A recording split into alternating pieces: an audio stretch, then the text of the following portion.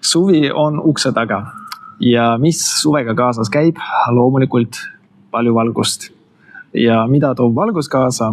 See toob parema meeleolu ja meie mitokondrid toodavad ka palju rohkem energiat.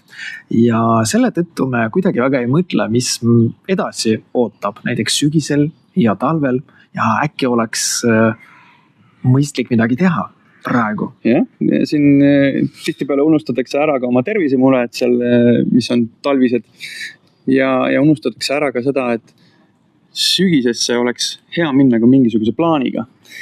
Ehk on selleks vaja mõningaid uusi tööriistu, mingisugused uusi teadmisi ja valmistada ette selle jaoks, et siis kui jälle halb hakkab, et siis oleks olemas tegevusplaan ja kava. Ja see kõlab väga hästi.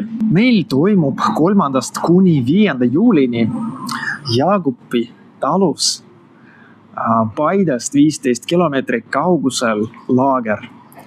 Ja see on terviseteemaline laager.